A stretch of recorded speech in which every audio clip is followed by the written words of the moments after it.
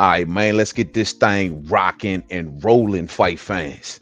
What's crack-a-lacking out there? What's up, everyone? Main man, made man is in the building. Oh, yeah. Salute to you all, man. Hey, y'all know how I get down. We talking boxing, man. Salute to you all, fight fans, coming to you live in full effect on this beautiful Saturday evening out here in the DMV. We got another rainy, cloudy looking type evening out here in the DMV, fight fans. So I'm just happy to be in a nice little cozy corner, chilling in the crib, man. About to talk this real spill, man. You know, fight fans, I wanted to get on here a little bit earlier. I really, really did, man. So apologies for me getting on so late in the day. I told y'all that we get up on here on Saturday afternoon, man. But I really, really did want to get on here early in the day. But man, you know how it is. You go out to the store and one thing, you go in there to get one thing and then they turn into 20 things. And next thing you know, you're on a little mini adventure and you just like, hold up, bro. I just lost 3-4 hours when I just came out here for one damn thing. Well, that was me, fight fans. That was me all day. You know, there's this new fad that's coming in. Like a lot of folks are starting to do it more now. And it's this thing with e-bikes. Have y'all heard about that? E-bikes, not motorcycles, not mopeds or whatever y'all call them, not scooters, but the e-bikes, where it's just a regular bike, but they put a little motor on one of the wheels so it goes a bit more faster than a normal bike. Not to mention it takes a lot less effort, you know what I mean? So I got some elderly folks in my family who I thought that that'd be a really, really good thing for, because they like to get out, but they can't be as mobile as they once was. And they like to move around and they like to still be, you know, do things like walk through the park and so on and so forth. So I thought this would be a brilliant idea to get them an e-bike. They not only got e-bikes, but they got e-trikes, the tricycle ones, you know. So I thought this would be a great idea. So I go in there, I said, you know what, I'm gonna go run in here to this bike store just to grab one real quick, you know, quick little $99, you know, little short, little quick little bike, little e-bike. I'm thinking, man, I go in there, Brian, the dude give me a whole spiel about e-bikes. And I'm like, what? And he telling me how these things get up to like 35 miles per hour. And it's like, yo, the way he explaining it and going through all of the nicks and crannies, I'm thinking to myself, shit, I think I want one now. You know what I mean? Hey, you ain't got a pedal. They're legal, no gas, no insurance, right? No wear and tear. I mean, you might got to buy some tires or some brakes or something like that, but you know what I mean? You can still kind of get around the city with one of them joints. So next thing you know, me going in there to get an e-bike for the elderly person in my family transformed into me getting e-bikes for me and them. You know what I'm saying? And so it took a while, man. But eventually I did not get one for myself because them e-bikes are not $99, $100. Nah. For a decent one, man, you're looking at least $600 or more. So let's just say I walked out of there with one, you know what I mean? But it took an all-day process because it was a lot more to it than I ever knew. I mean, we done came a long way from when I was a kid, man, when we used to put bikes together by hand. We go in the woods and grab a frame. You grab two tires from anybody, anywhere. Throw some handlebars on the joint, you got a bike. That's how I came up. But nowadays, man, they got e-bikes. These joints pedal themselves, man. So let's just say that the elderly person who I got that for is over the moon right now. Took a while to put the joint together, so y'all know how that go. You know, no instructions. I mean, well, the instructions were in all of these different languages and so on and so forth. So it just took a little time. And so I'm getting on here a little late, unfortunately, fight fans. But yeah, man, e-bikes. That's the new thing, huh? I got to get me one, man, for sure, for sure. Much love to you all. Who I got up in here today, man? We're going to talk this real spill. Who I got up in here today? I got first one on deck. I got DIL 87 on deck. What's up, fam? And I hope all is well with my homie DIL out there. Salute to you all, man. Fight fans, I'm a player behind the curtain for a while on this one, so just give me some time, all right? But salute to my main man, DIL 87, man. Keisha Sellers, Sister Queen is on deck. What's up, sis? Hope all is well with you out there, Keisha. Hope all is well. Much love to you. Thanks for rocking out with me tonight. You already. You already. My main man up in the building, Muhammad Ali. I see you, man. I see you. Salute to you, Muhammad Ali. You already know it's all love, and thanks for rocking out with me tonight, man. Salute, man. I got my homie Last of a Dying Breed in the house. What's up with you, man? Salute the Last of a Dying Breed on deck, man. Salute, fam. That man got 99K his last fight. It's a straight up duck. Boots needs to move up. What the hell is right? Brian Norman, anyway. Every undisputed run is not the same, and this run wouldn't be spectacular. I feel you, bro. The name's at 147. Yeah, we could definitely use a shot of adrenaline out there at 147, man. We rocking out with Stanny Onions. We got Mario Barrios hunting down senior citizens. Hey, listen, somebody please put a stop to the Mario Barrios and Manny Pacquiao situation, because ain't nobody trying to see that, man. Pacquiao looked horrible in this last fight fans. We all saw it. He couldn't even beat up on that dude. What was that dude, a kickboxer or something? I don't even know. He wasn't even a real boxer. I think they found him in front of the laundromat. And they just threw him in the ring, and he putting hands and feet and beats all over the Pac-Man. It hurt me to my heart to see it, man. It hurt my boxing heart. And so at the end of the day, I mean, look, I don't want to see Mario Barrios, taking out Manny Pacquiao, man. It's not a good look. What is Pacquiao, like 55 years old? Like, come on, man. So somebody please put a stop to that. Please. I'm begging. You know what I'm saying? I'm begging. Salute to my main man, Bruce Gas, boxing, jazz, and more in the house. My man, my OG out there, man. Salute to my man, Bruce. And I hope all is well up north, my friend. Hope all is well with you, Bruce. Salute, man. Salute.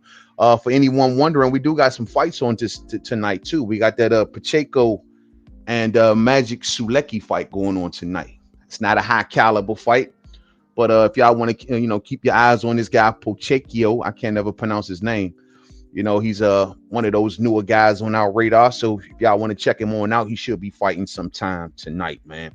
But let's get into this Boots and stuff. Before we get into the Boots thing, though, man, I got to bring this up real quick, fight fans, because I'm seeing this in so many articles. I was going to wait till tomorrow to talk about this, but we can do it tonight. But I'm seeing this in so many articles, and I think that we're going to have to start a little conversation about this, because it's actually a really, really good question. And I'm noticing that more and more articles are starting to label Danny Garcia as a Hall of Famer. And so I have to ask the question to the fam. I got to see what your answers are. Does Danny make the Hall of Fame? Damn, what a hard question. Damn, I know what y'all gonna say. Main man, his 140 run, main man. Main man, he beat everyone at 140 pounds, main man. His run at 140 was epic, main man. All I got to say to that, fight fans, is how long ago was that?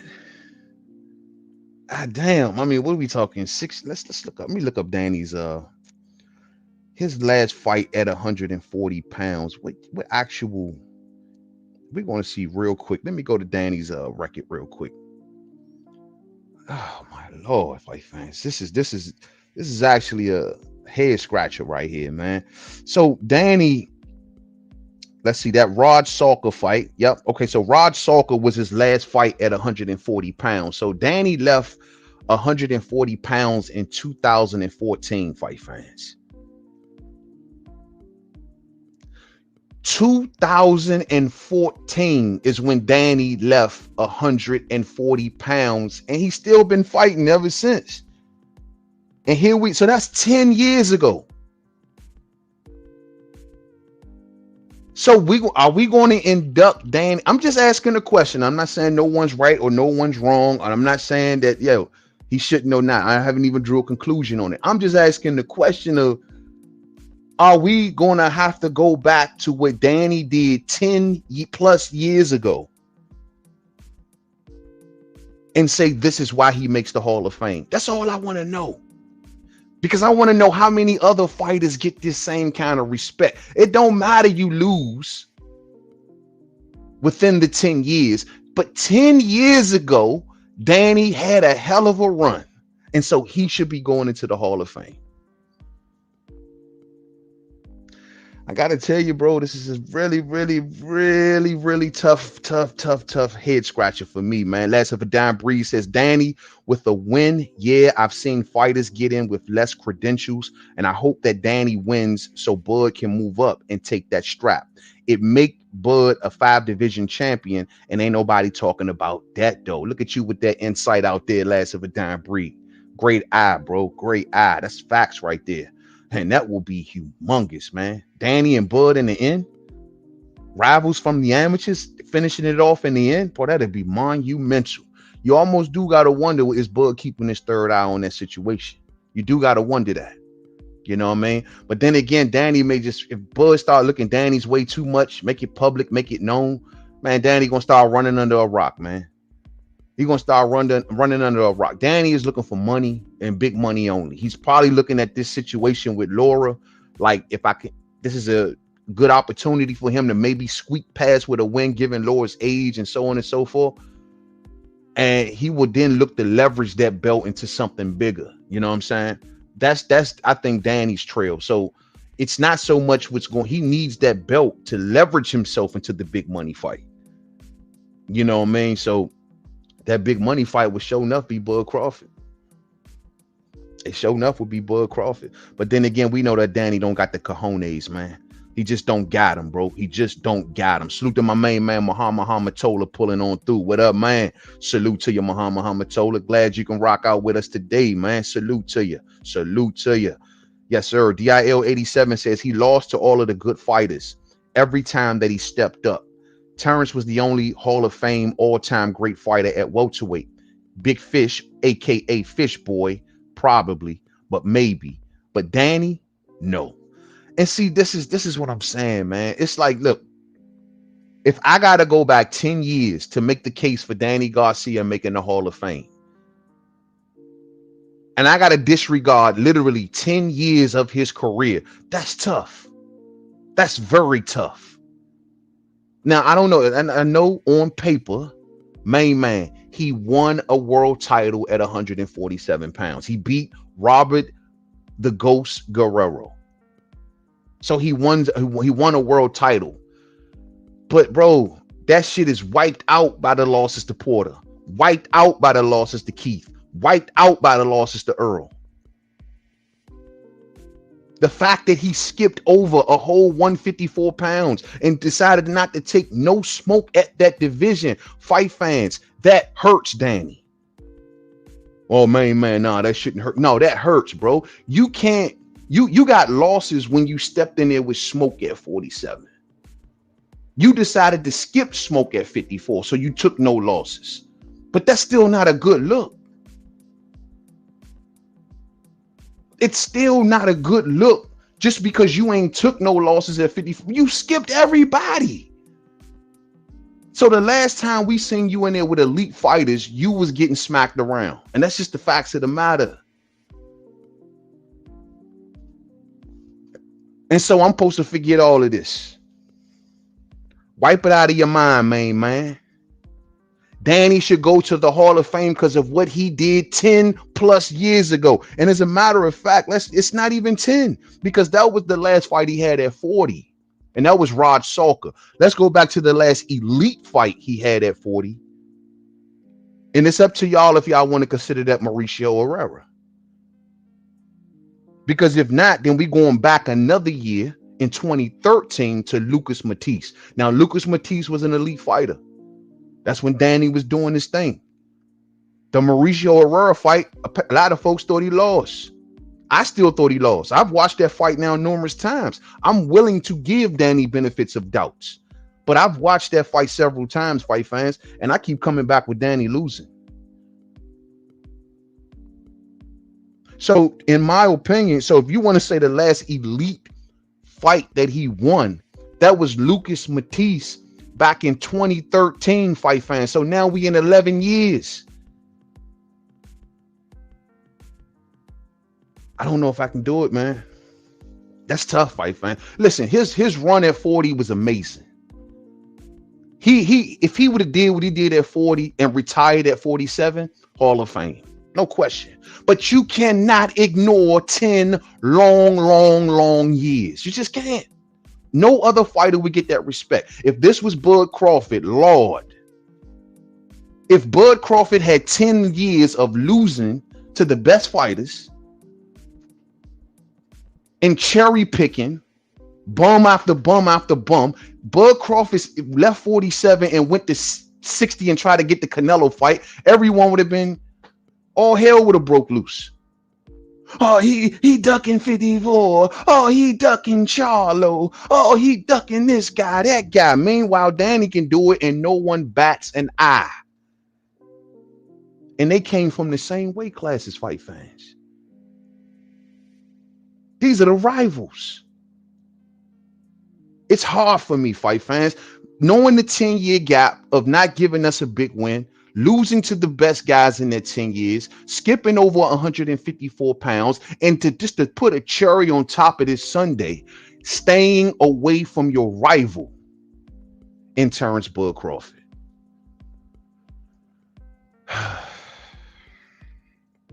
This is very, very tough, bro.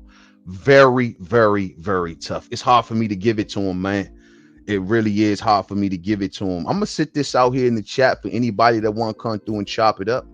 If y'all got something on your mind, if not, I'm just gonna keep on chopping it up until, you know, time runs out. But the link is definitely in the chat for anyone who wants to join me on these conversations. It's that kind of a day.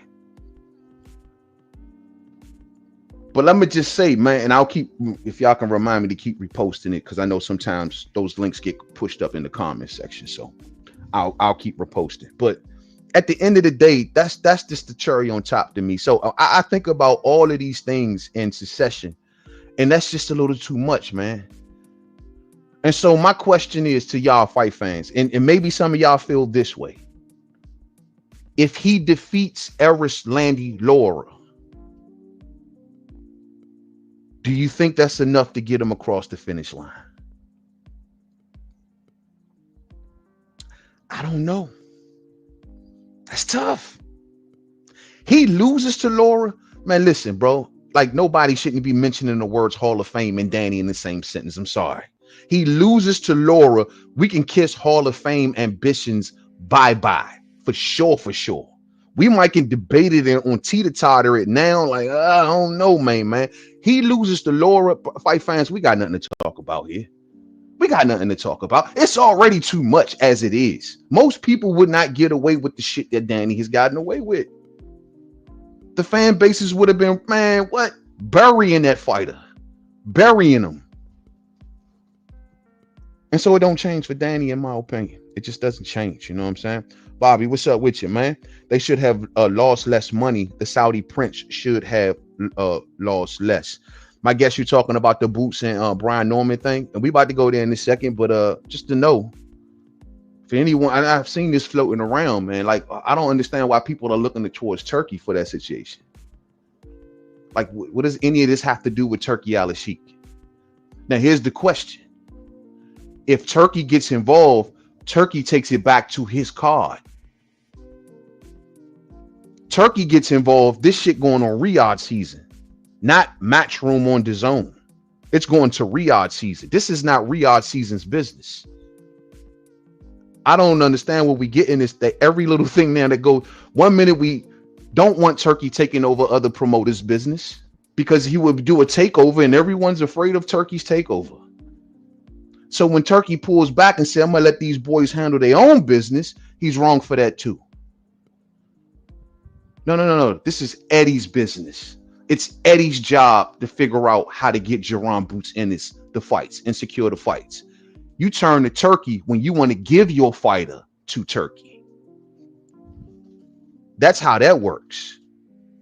You notice when Turkey does, when he gets fight, he puts them on his card. When he brings Bob and Frank Warren and Eddie Hearn, when he bring all of these guys together, they come together for a Riyadh season card. And this is something that I have separated the lines on about 2 weeks ago. And that's what assured me that, you know what, this guy's not trying to do no, take over like people will be talking about. Oh, he want to run this and run that. That ain't what he doing. What he doing is recruiting fighters for his cause and his cards. When he go to Al, he say, Al, can I borrow this guy? Can I borrow that guy? Hey Bob, can I borrow this guy? Can I borrow that guy? Now I'm taking them, and y'all gonna do what I tell you to do. That has been one of the biggest misnomers around the sport. People fear what they don't understand. He's avatar to them. They never seen nothing like this in the sport before, so everyone got scared. People fear what they don't understand. And so I get it. It's a money thing. And y'all don't think that Eddie got 300 to 500,000 laying around that he could have paid in this case? Y'all really think that he don't have that? He don't need Turkey for that. This ain't Canelo and Bud where he got to go and find millions. You got to find a couple 100,000. And y'all think that Eddie got to call up Turkey for that? It ain't got nothing to do with it. It got nothing to do with it, fight fans. Matter of fact, let's go there. I'm gonna hold up before we do. I'm gonna take a couple more on Danny though. Couple more. Danny versus Lors at a catchweight at 157 for Lors title. What kind of diabolical BS is this? Foulness, corruption, BS. Whichever one you like, bro. Choose one, because it's all of them at the same damn time. You don't fight for world titles at a catchweight. Everyone knows this. But in Danny's world, this is how it goes. You couldn't even, and see, bro, you lose to Laura. Man, come on, man. I'm flushing Danny, bro. And I never thought I'd be saying that. You dragging him to a catchweight. You dragging a 40-year-old Laura who clearly could not make 54 no more. That's why he left and went to 60. And you dragging 40-plus-year-old Laura back down to 150 something pounds, 57 pounds. You might would have just dropped the 3 pounds, Danny, and go back to 54. With Bud Crawford, Earl Spence, Sebastian Fundora, Tim Tszyu, Charlo, and a partridge in a pear tree is all sitting there to put hands and feet and beats all over you. But instead, you rather drag Laura down 3 pounds to get the edge over Laura. This is insanity. And it's only made for Danny. And y'all want me to say that this dude going to the Hall of Fame? I can't, man. I can't do it. It's just too much. Maybe I can revisit this after the Laura and Danny fight. And my deal is you better go in there and win by margins. I'm talking about miles, fight fans. We may need a stoppage for me to even consider Danny back into a positive light again, man. Because the way Danny has been acting over the course of these last 10 years, bro, he went from one of boxing's tough guys, top tough guys, to acting like a straight up biatch. And that's just being 100 with you. At the very least, I used to sit here and do jumping jacks and say, can you pass the torch to Jaron Ennis? At least give him the opportunity. He'll never fight Jaron because they from the same hometown. Bro, this is business. You would have introduced the next guy from Philly, whether he would have beat you or not. Both of y'all would have made money. If Jaron put in 14,000 in Philly with no names, imagine what Danny and Jaron do in Philly. This is the things that I was saying. So it is what it is, man. It is what it is, man. At the end of the day, I like that Muhammad told. I hope Bud goes after his Wayne Grow. Facts. Then again, hey, Muhammad told you got that guy scared me right there though, bro. You remember the movie, man? Hey, listen, my boy was gone, man. He was home free. Robert De Niro home free. He got the money in the trunk. He got the girl in the passenger side. He on the highway. He on his way out. All he had to do was keep going, but he took that last exit to go get Wayne Grow. And my man ended up getting caught up behind that shit. I tell you one thing though, Muhammad told. If Bud Crawford becomes undisputed at 54, or should I say when he becomes undisputed at 54, and if he gets Canelo, let's just say he beats Canelo. I don't want him going for Wayne Grow, bro. Because it's at that point, it's too picture perfect. And I will be afraid that any little thing would try to come down and blow that house down. They will steal it from him, man. Even if old Wayne Grow right here don't beat Bud. they might take that shit away from him, bro. I will be on pins and needles. I know for sure Bud would destroy Danny, but I just don't trust it. I don't trust Wayne Grow. Lord have mercy. Would Danny become Wayne? Here's the thing though, Muhammad told it. And I know as a Bud fan, it's hard to resist. The same way I feel like I want to see Bud put hands, feet, and beats all over Charlo, it's the same way for Danny. And Lord knows if Danny's sitting there, goodness forbid, waving a belt around, talking about Bud, you beat everybody except me, and I got a belt. Oh my Lord. It's going to be hard for me not to come on here and do 500 videos and 300 live streams going in on Danny Garcia, bro. It's going to be hard. See, when it come to Danny and Charlo fight fans, Lord have mercy. Y'all ever see that movie, Who Framed Roger Rabbit? And you remember the scene when I forget the villain dude name, when he kept walking around smacking on the wall and doing the shave and the haircut, and the dude was like, well, why he keep doing it? And he looked back at Roger, and Roger was going crazy because he couldn't resist. And he was like, he couldn't resist that shave and the haircut beat. He couldn't. Well, that's me. Danny out there with a belt. Hell, Charlo out there with a belt. Man, that's hard to resist, fight fans. But I don't want Bud Crawford going after Wayne Grow. I don't want him going after Wayne Grow, bro. I don't want him going after Wayne Grow. Hey, salute to La Jessica up in our house. What's up, sis? Much love to you, La Jessica, and thanks for rocking out tonight. Much love. You all ready. Salute to you. Salute to you. DIO 87 says, oh yeah, we already went through that one. So I'm gonna leave this one be for right now, man. But I can't write as my answer to put a definitive answer on whether or not Danny Garcia goes to the Hall of Fame. As it stands right now, fight fans. And I get it. Main man Arturo Gotti is in there. Main man Rocky Balboa is in there. I get it. I get it. As far as main man is concerned, I don't know if I can give it to him, fight fans. This is too much losing. It's too much ducking. It's too much opportunist crap. Maybe I'll feel different after the Laura fight. If he beat down Laura, at the very least, I can revisit it. And then we could probably put it on the table. But as it stands right now, before that fight happens, I can't give it to Danny. Danny does not make my Hall of Fame. Danny doesn't make my Hall of Fame. Bro, you cannot lose to the best of a class. You cannot lose the best fights in your career, in my book, and then be considered a Hall of Famer. I know if fans, y'all can give me 20 fighters, 30,000 fighters who got losses and have done this and have done that. I totally understand it. But by my criteria, not by corrupted boxing's criteria, by my criteria, Danny can't make it, man. It's not that I don't want him to make it. It's just he can't make it. 11 years is a long time for not to have a significant win, fight fans. I can't get past that. Forget the whole Bud stuff. Just going 11 years without one victory that's worth a damn. That's too long. That's just too long, bro. That's too long. That's just too long. That's just too long. So I'm going to leave that right there for right now, man.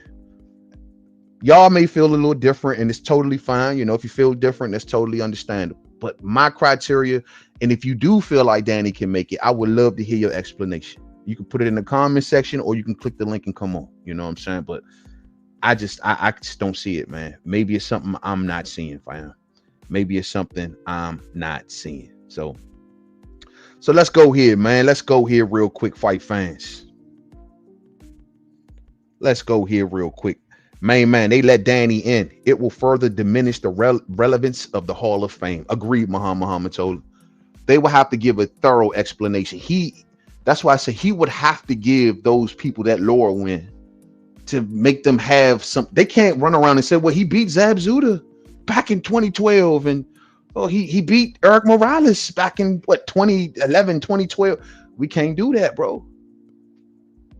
They're going to have to speak about Porter. They're going to have to speak about Earl. They're going to have to speak about Keith. And they're going to have to speak about Bud. You have beat none of your classmates. That matters. That matters, fight fans. I'm sorry. I mean, I'm going to tell you this. Think of this. These are the level of wins that he's had since his elite wins. Paulie Malignaggi, Robert Guerrero, Samuel Vargas, Adrian Granados, Ivan Redcat, Jose Benavidez Jr. Those are Danny's last few wins.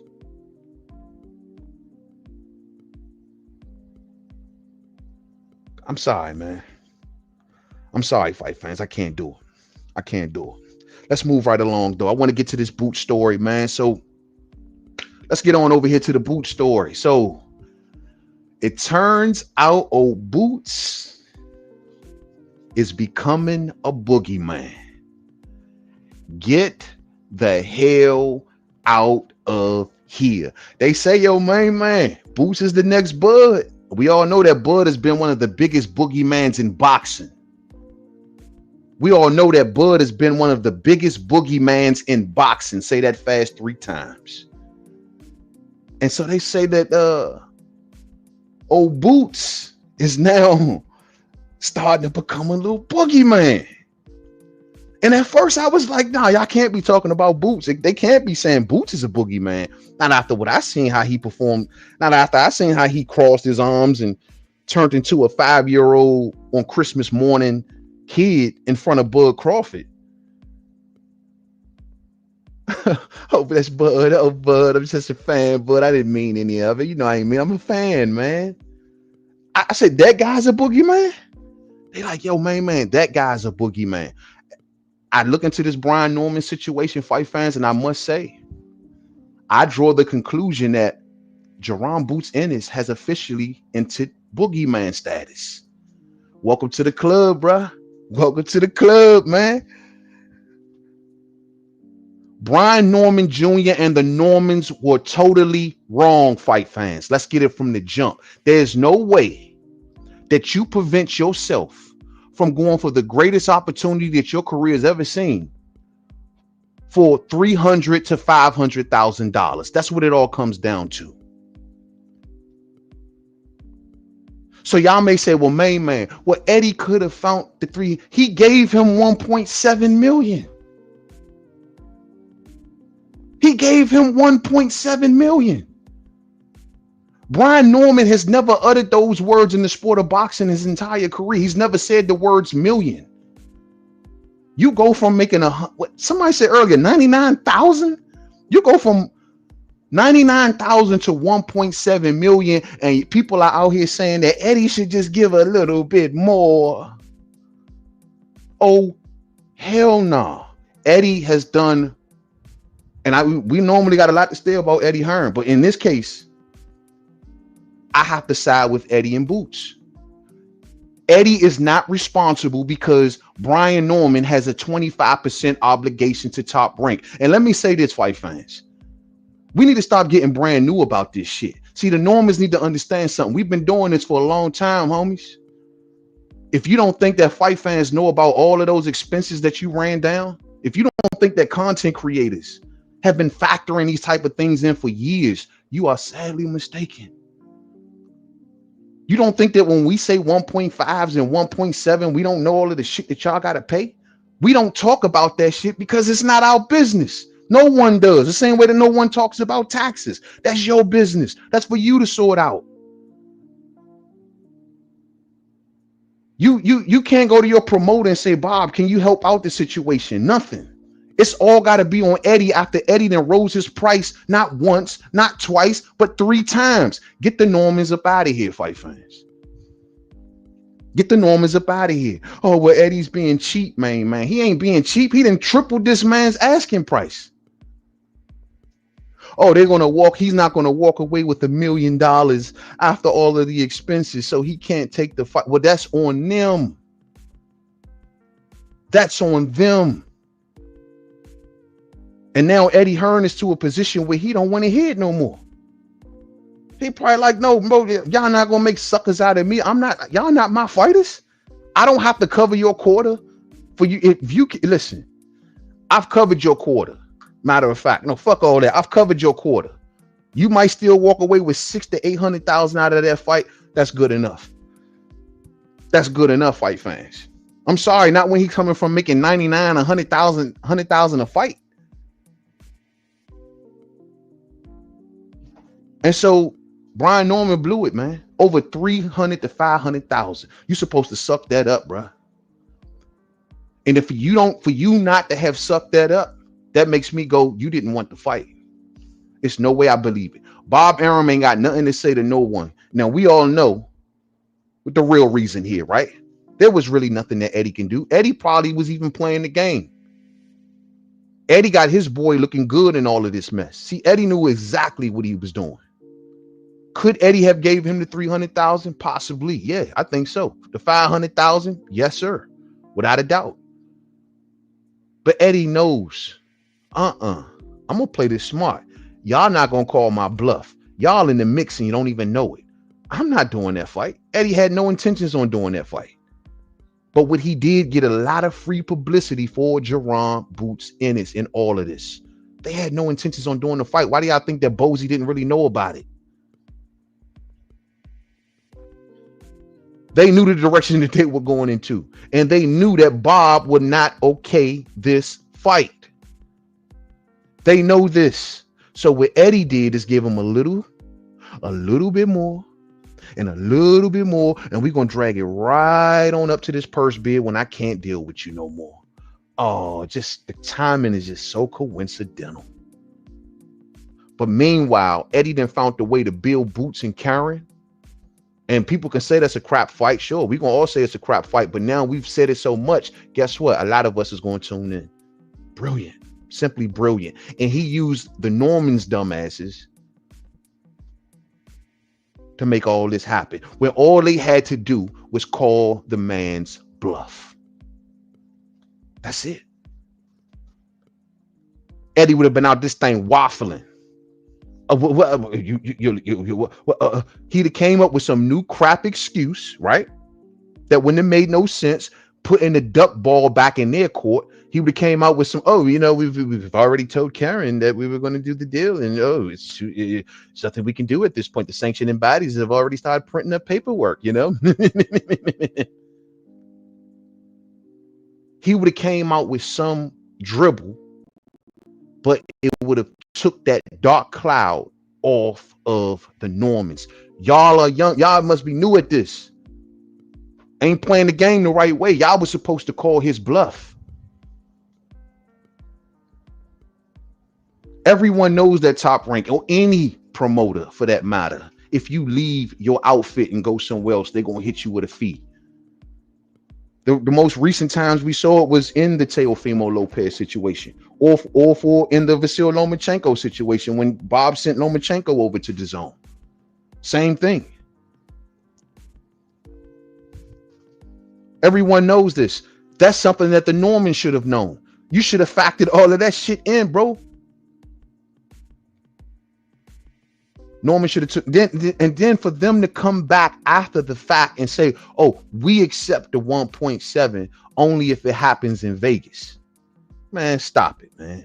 We ain't got nothing to talk. That means you down to take the 1.7. Oh, man, the taxes are different. Hey, listen, Eddie is not that man's accountant. That's his business, his issues to sort out. You can't, you know what I'm saying? If he got to make some cutbacks, it's called, listen, Norman is the brand. He is the product, if you will. He is the store. If he got too many workers in that store that's eating away at the profits, you got to make the tough decisions, homie. I got Gennady Golovkin redoing his deal with DAZN, telling Tom Loeffler, you better take a new deal or you will not be my promoter. What did Tom Loeffler do? I got Daniel Jacobs getting less money in his fights, looking at Andre Rozier, say, brother, we've been together a very long time, but you can either exit stage left or you can take a pay cut. What did Andre Rozier do? Walk out the door. And guess what? Andre Rozier and Daniel Jacobs are cool to this day. It's just business. I'm not going to let nothing stop me from getting to the biggest opportunity of my career. Manager A, manager B, manager C. Remind me again why I need all three of y'all. Remind me again why I need all of y'all around me for this. This is the, listen, y'all gonna have to come back around. I got to get through this moment real quick. I'm going to stop Boots Ennis.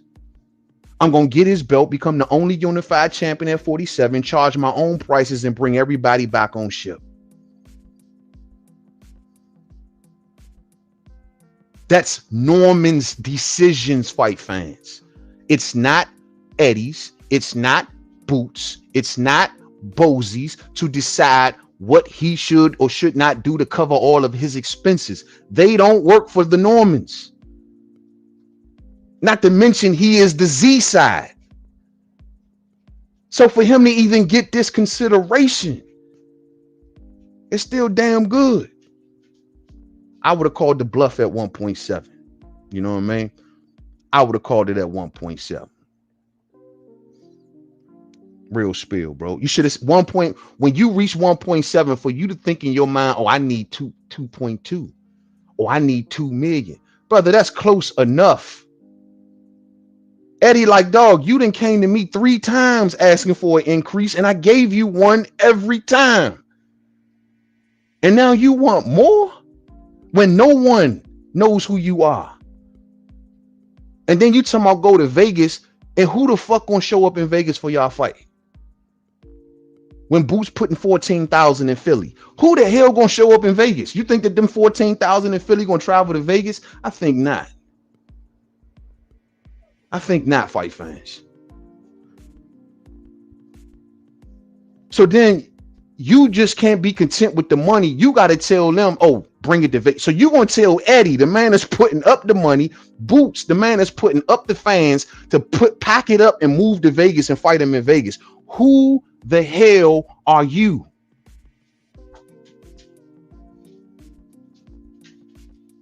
That's all I'm asking. Well, you think you Pacquiao or something? You know what I'm saying? Like, who the hell are you, bruh? You are Brian Norman that just showed up on the scene 2 weeks ago. Y'all may say, well, main man, with Jaron Boots Ennis ain't done nothing. Who is Boots? Who's Boots? I tell you who Boots is. Boots is a fighter that can put in 14,000 in an arena. Can Brian Norman do the same, fight fans? And keep in mind, 14,000 against freaking Avanesian. When meanwhile, Brian Norman fought Santillion, and though it's great that he won, and we all look back to that fight now, but when it happened, it just happened with a whisper. There wasn't no 14,000 in there, and if there was, they damn sure wasn't there to see no Brian Norman. And so all I'm saying, fight fans, is I think that the kid blew his opportunity. I think that the dad, the manager, manager A, manager B, the whole team, too much. You did way too much. You should have took that 1.7 and made it work. That's, listen, man, especially when you, even let's just say if your pay would have filled, let's just say the low number, they said 600 and something thousand. If your last one was 100, that's a ×5 pay increase.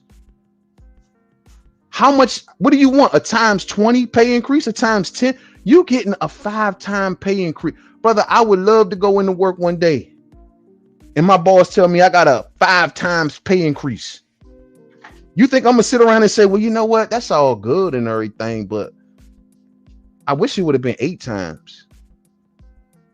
You know what? I don't even want the 5 times, man, because y'all ain't even make it 8. If you would have made it 8, I would have took it. I'm good with making the low amount of money I'm making, man. I'm gonna stay where I'm at. You know what I'm saying? Next time y'all give me a raise, make it 8 times. Don't make it 5 times. Now, this dude, Brian Norman, going to have to go over there and fight on Keyshawn Davis's undercard. That is embarrassing. There was no alternatives here. See, negotiations 101. If you're going to act like you're in a position of leverage, actually have the leverage. Well, main man, Bud Crawford held out, and you ain't say all of that when Bud told Bud had options. Bud had options. We saw his options when the first round of the negotiations broke down and he found another damn near $10 million options. He had options. He even had investors on the sideline waiting to go. Does Brian Norman have any of that? Have Brian Norman at that point when Bud was at been through several divisions, undisputed, and a partridge in a pear tree? The answer is no. The man just got here a week and a half ago.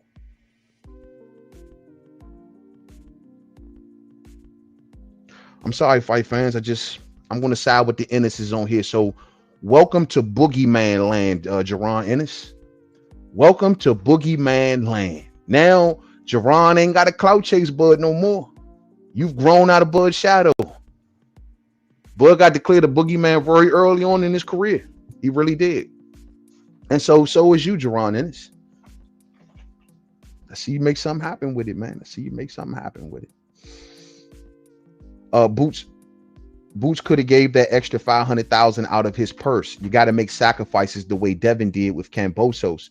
What would you say if Norman said, okay, I'll take the 1.7, but I want the fight in my hometown? I'd say if that's the case, do you got 14,000 people that's going to show up in your hometown?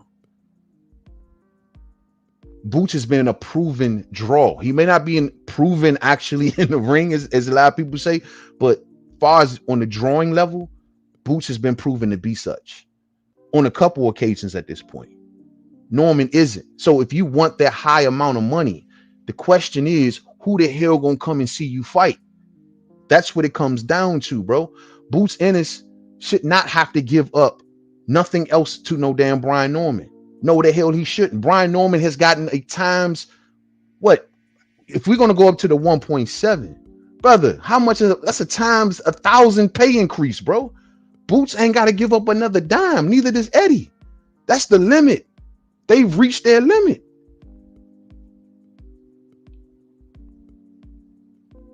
I don't see one other fighter at 147 calling out Brian Norman's name. None. They can't even get Teo. They can't even make Teo come up and fight Brian Norman. You don't think that Eddie Hearn and them looking, this is how you negotiate. He has no leverage, and most importantly, he has nowhere else to go.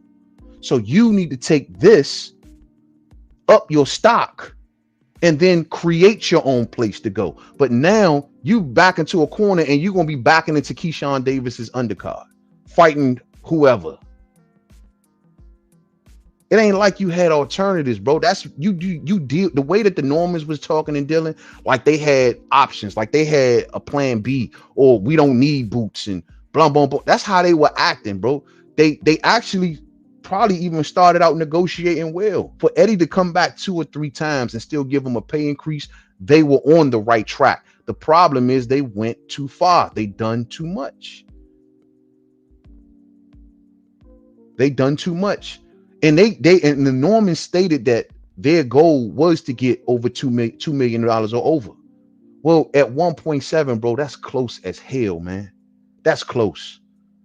That's close, bro. You can't make that work. That's close, bro. It ain't like they were like Norman even said it himself. We're not far apart off. If y'all not that far apart off and you know how delicate the situation is, bro, accept it publicly and put the ball back in their court. Simple as that. Simple as that.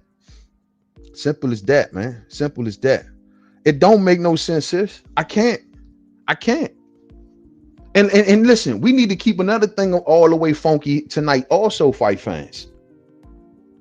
I don't know where people get in this notion like Jaron Boots Ennis is any sort of way trying to get out of the way of a Brian Norman. Make this clear, crystal clear. If that fight would have got up off the ground, my money going on Boots all day.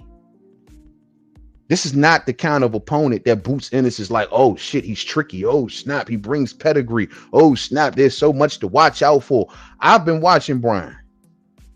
I've watched a few of his fights. And truth be told, Boots got nothing to worry about there, in my opinion. Now, the question is that we're going to have for Brian Brian, are you, sir, a flash in the pan? See, you champions come and go.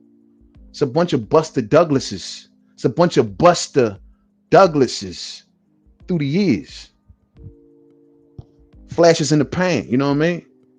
And a lot of boxing fans, there's a lot of gullible ones out there. They see somebody with a belt and they go goo goo gaga. Oh my God, he's the next one. He's so good. He won a belt. He beat Santillion. He beat Santillion, main man. And y'all go all crazy. Listen, I need to see some more. I think the jury is out. This is how it goes for them all fight fans. I don't take eye tests and words. I need to see it. You got to get in that ring and show me the layers to your game, to show me what happens when you face adversity. You can't just get in there and just slug it out with everybody. And just because you're a bigger puncher than the next man, I'm supposed to think that you the ish. Boots is filled with skills. He's filled with skill. I think when Boots look at Brian, for one, you know they got sparring history. And I know now there's stories coming out from both camps. Bozy saying that Boots got off on Brian, but the Normans is saying, and I caught the little part, because and no fight fans, I got no reason why how I'm feeling about this situation.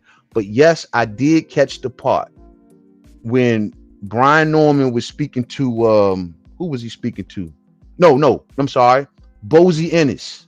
Bozy Ennis did a recent interview, and he stated that he spoke with Brian Norman Sr. on the phone, and they was talking about sparring sessions, and he said that he had Bud Crawford out on his feet. Oh, we caught that. We caught that, fight fans. Go listen to the Bozy interview. I think YSM got it. Oh, I caught that. But we're not going to let that have any bearings on this conversation. So Brian Norman, I if you are smart, sir, I would advise you not to say that publicly ever again, or else you're gonna really wake up a sleeping giant, bro. That's gonna get your ass shut down. You had Bud Crawford. Who the hell are you, bro? Like, we don't even know you, man. Come out of nowhere and shit. Get elevated, and you run around here want to charge times 20 for your prices. You got elevated. You are an elevator. Make it make sense to me, fight fans. Why is this kid walking around here thinking that he can charge prices like he got in the ring and kicked up all this dust? Riddle me that. I mean, don't get me wrong. Boots is an elevator too. Don't get me wrong, but Boots ain't running around here with acting like no diva. We seen how he folded when Terrence Crawford came around. The point I'm making is Brian Norman is the one that was elevated, and he's the one that's being a diva. He needs times 20, his best payday. Who the hell you beat? Maybe I'm tripping, fight fans. Maybe I'm tripping, you know what I'm saying? The Jessica says he's probably going to make another 100,000 if he lucky. If he lucky, because we don't even know who he gonna fight. We went through the WBO rankings the other day, and it's a graveyard. It's a graveyard. There's nothing there. He's hoping that Bob can convince Teo to move up, and you know Teo gonna take him to the cleaners. Teo gonna say, if you want me to move up and give that kid some relevancy, oh y'all gonna have to pay me for it. You know that's the position he gonna be in. He got nowhere to fight, and everybody knows it, including Boots and Eddie. And so maybe, they come back and spin the block. Don't get it twisted, fight fans. For anyone that's maybe out there wondering, I'm not against the fight. I think the fight is cool as hell. It's a good fight. It's a unification. I'm with it. And if we are lucky, right? Brian Norman hopefully didn't blow the opportunity too bad that Boots and Eddie don't come back around the corner, because at the end of the day, undisputed, if they want undisputed, they will have to get that belt. And another thing, maybe also if Boots Ennis had 2 or 3 of the titles and Norman had that last belt, then is when you can stud up. Then is when you can I got leverage because I got the last piece. Y'all know how they go. But he's not in that position right now. Right now, Boots can waste time and go after other belts, other opportunities. I'm hearing there's some whispers about him moving up to 154. I'll believe it when I see it. I'll believe it when I see it. Eddie just got no one else to talk up no more. Everyone is questioning Eddie Hearn and his direction that he's taking Jaron Ennis and the direction that he's going to be taking Shakur Stevenson. We watching Eddie, and Eddie knows that he cannot bumble this because too many boxing fans from America is watching this shit. We had no reason to pay it. Well, I'm gonna say we had no reason, but a lot of people stopped paying attention when he grabbed Andre and he grabbed Jacobs, guys like. But now you grabbing young fighters that we consider the future of the American boxing scene, and so people are gonna be, yo, you driving Boots into a ditch. Ain't nobody trying to see that shit. Driving Shakur into a ditch. Ain't nobody trying to see that, bro. And we gonna blame Eddie. We gonna blame y'all. You can't blame the fighters here. You blame Eddie. You lured them over there with all of that money. Y'all playing Shakur Stevenson all of this money for this Cordana fight and to do on. Cool. You lured him over there. Then take his career in the right direction. Give us the fights that we want to see. What can you do? What can you do? I don't think that Eddie is going to be able to secure Zepeda and Shakur. But that's just me. I'll wait to be seen. I think Oscar's going to take this opportunity to make Eddie look like a fool, like Oscar likes to do. I think that after Shakur's next fight, and if Shakur, because Zepeda is number one in all of the sanctioning bodies, right, fight fans? He's number one in all of the sanctioning bodies. And I think that when they looked, and Oscar may say, but come on, we're on the same network. Oscar's going to say right there what I got on your screen. We stopping all that. So hopefully Shakur didn't lock in. And in this case, I'm hoping that Turkey Al-Rashid can intervene. But once again, Turkey can't tell Oscar what to do with Zepeda if it ain't got nothing to do with Riyadh season.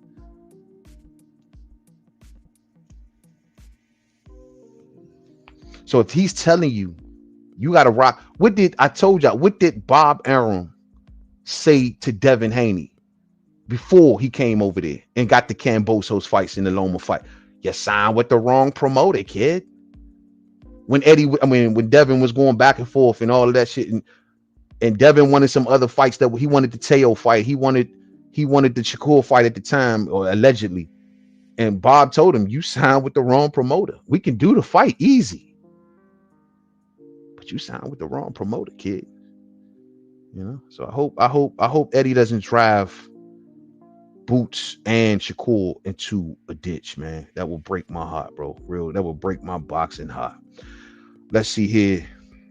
Last but Don Breeze says, hey, man, if Norman was your son, would you use him as a pawn to boost Boots' career when you know that your son can't beat him?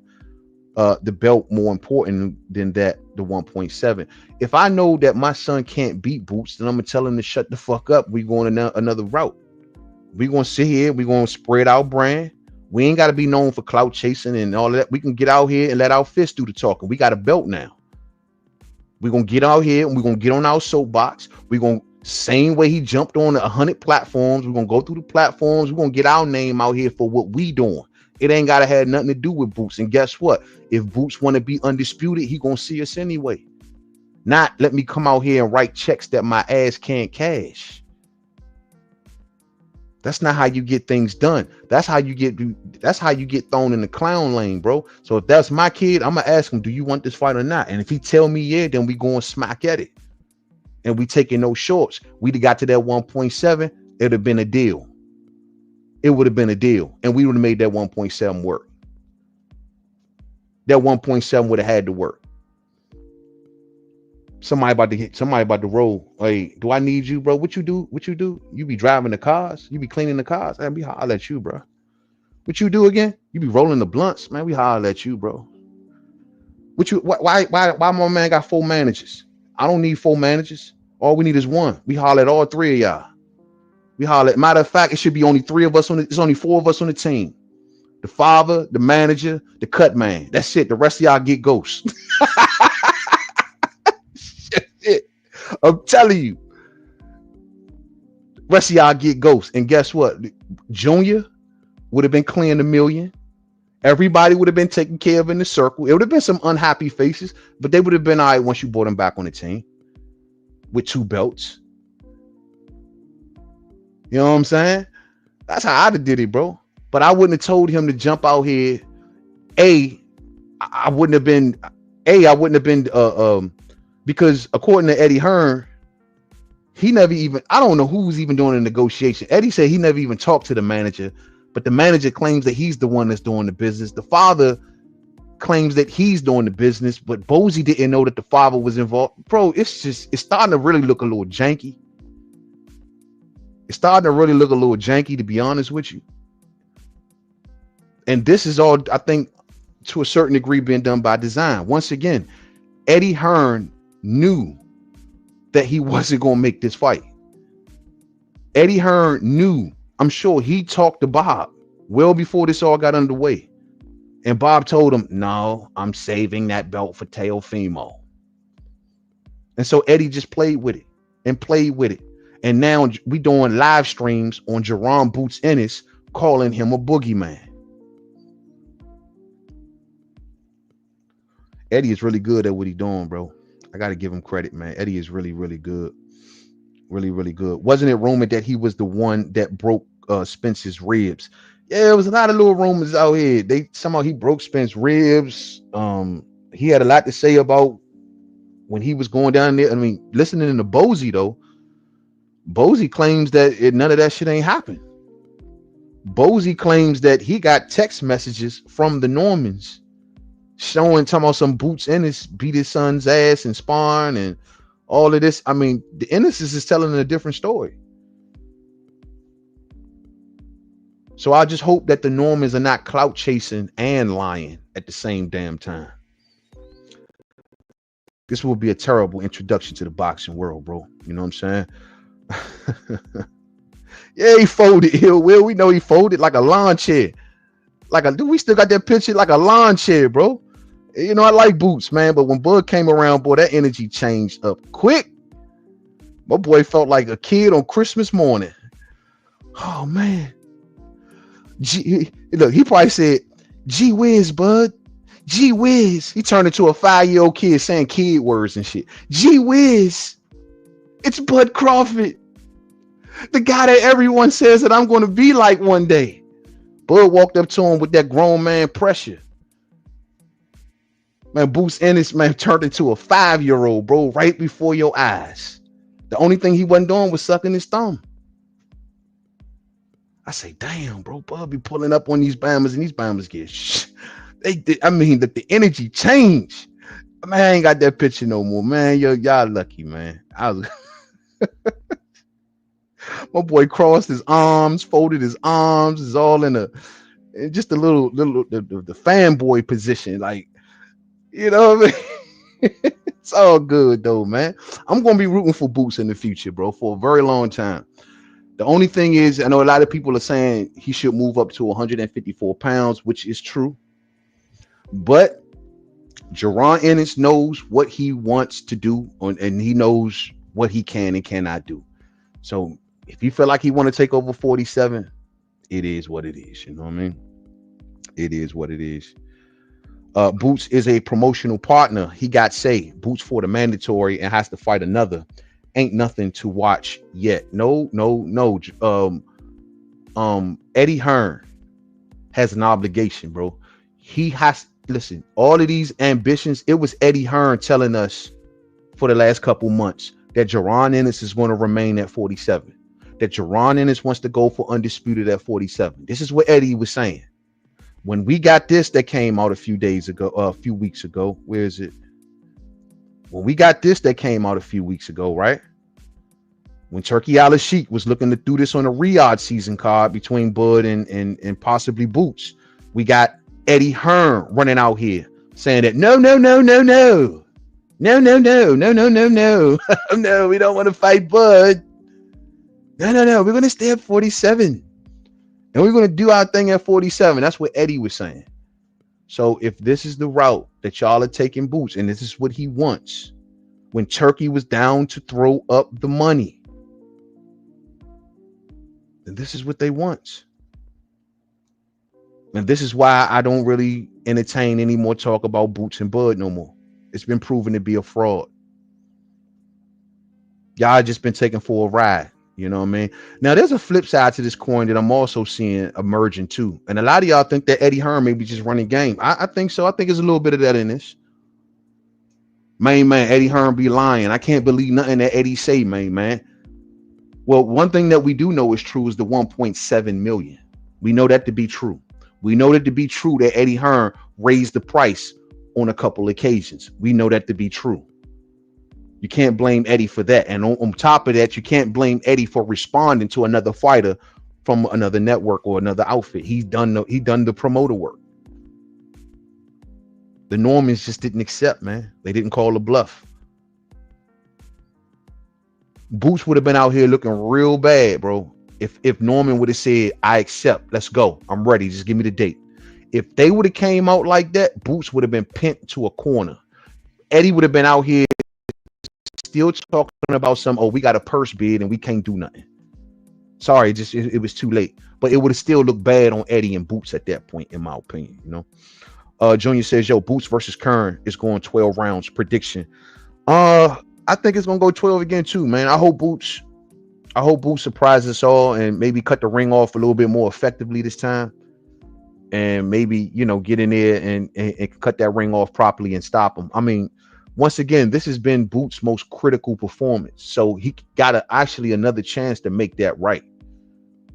You know, cut that ring off, go after Karen the right way. Don't get frustrated. Don't run into too many shots. Be careful.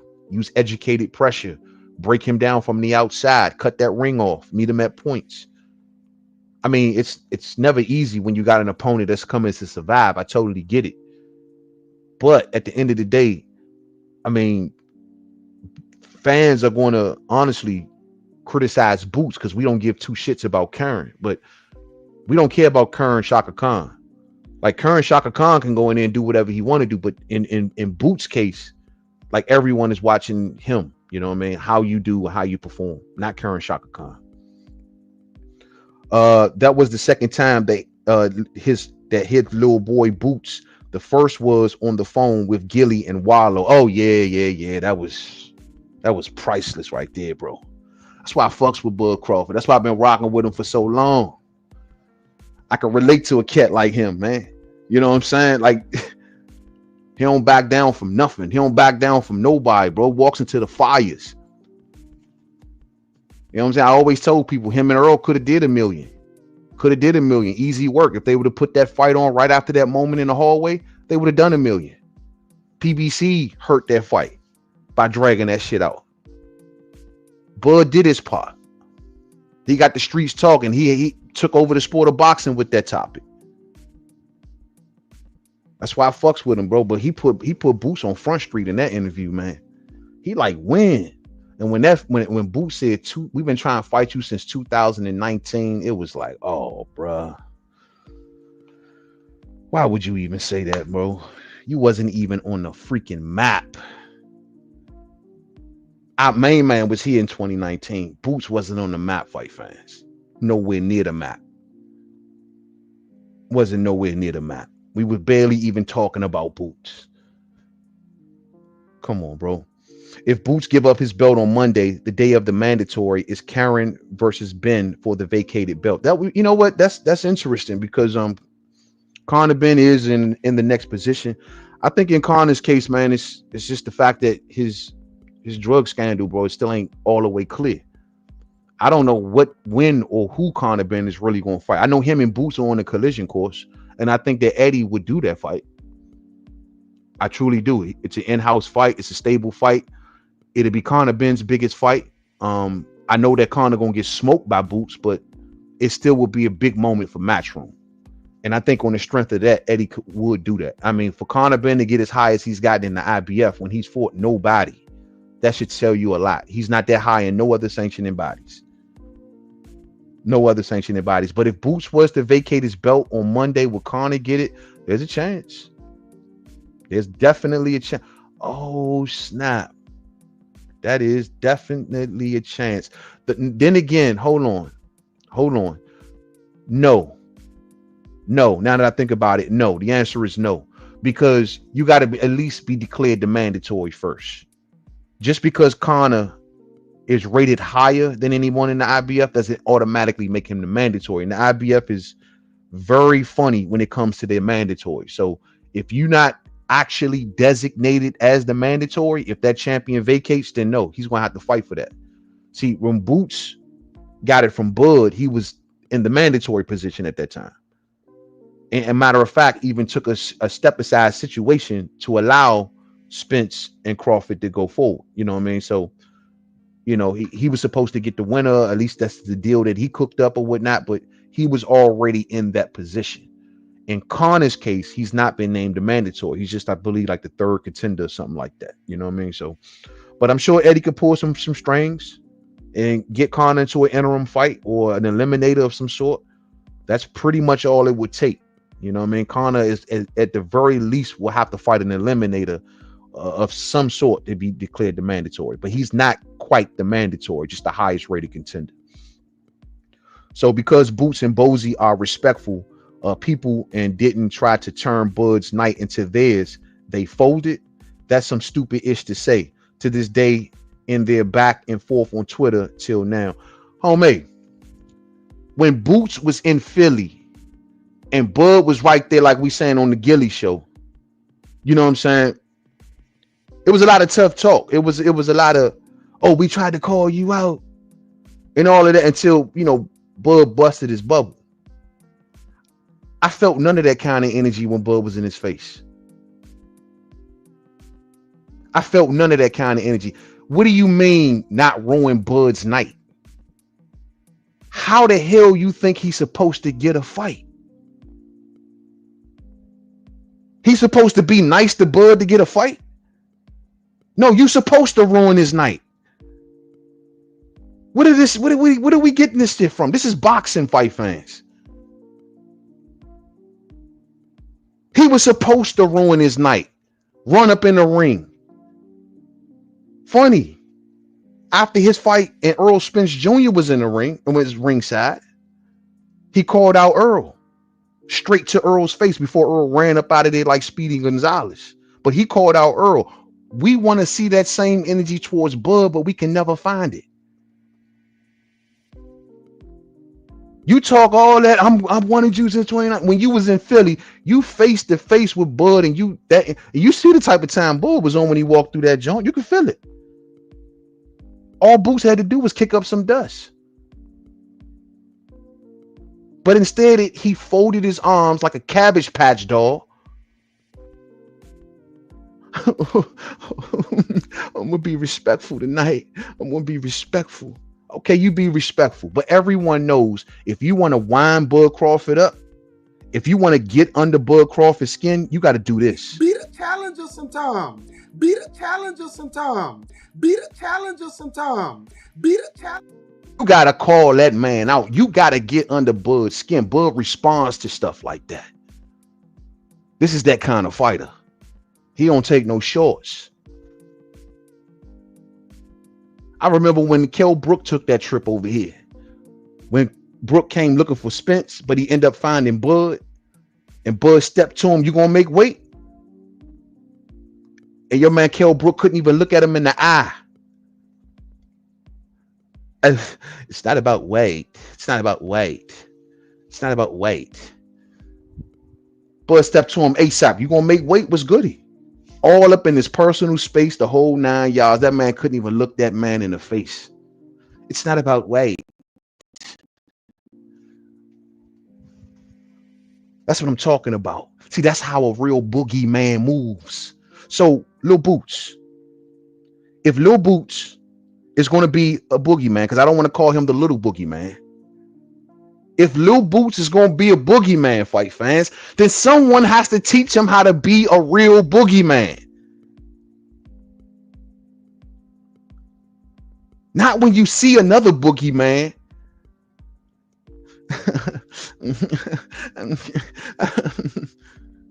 Nah, bro. Bud wasn't doing no smoke, no smiling, no joking, no nothing.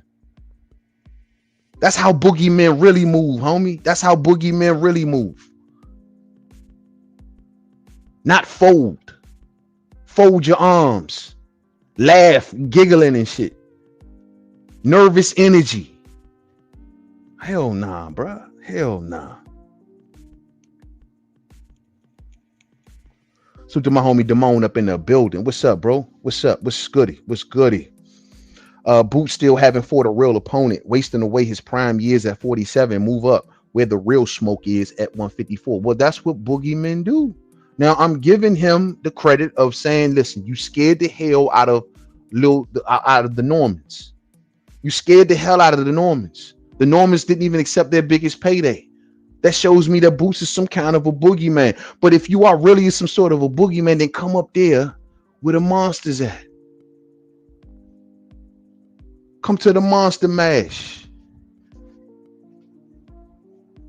He wants the monster mash. The monster mash. He wants the monster mash. The monster mash. Come to the monster mash, bro. Going down at 154 pounds. Join the rest of them. Charlo up there. That's a boogeyman. Bud, the biggest boogeyman in boxing. Hell, even Keith might have went up there. Remember, Keith was chasing Zoo. So Keith might end up if he comes back, wherever he's at, doing whatever he's doing. If he decides to come back to the sport, he might come back to 54. It's a monster mash. The only boogeyman that's not attending is the one that want to stay at 147 to fight Teofimo Lopez. What we talking about? Hey, look at Ill Will. Ill Will. Hey, Ill Will. Oh, we ain't got you out there triggered, man. Hey, you got to leave Jessica alone, though. You say, yo, so Boots wakes up out of his sleep while in camp to that phone call. How do you know that he was in his camp sleep, bro? What, you was sitting next to him? You was holding the pillow? He was in his camp sleep. How the hell you know Boots was in his camp sleep? You could see through the phone. Unless you was in that camp, homie. Don't tell me about no Boots being asleep. Oh, he was in the camp sleep, man. And they just happened to wake him up. And so you mean to tell me they woke him up and told him that Bud is on the radio? So let's call in the Gilly and Wallow show because they wake him up. Man, get the hell out of here, bro. Y'all be making these lame ass excuses for Boots. He just was in camp and they just woke him up.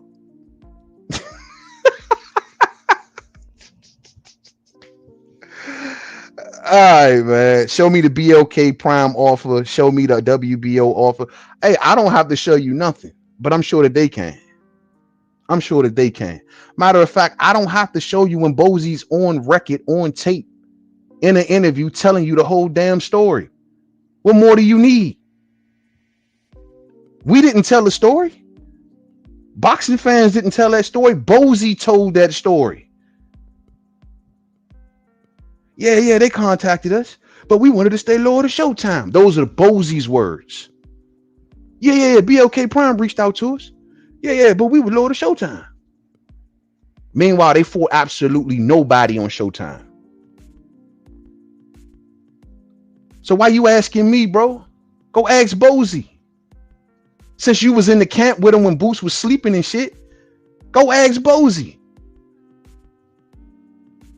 Because he's the one that educated all of us. You know what I mean? I don't even understand. But y'all act like I said it, bro. Bosie said it. Hey, this fool talking about something he was in camp sleep and all this extra shit. Man, Ill Will, you all over the map, bro. You all over the map.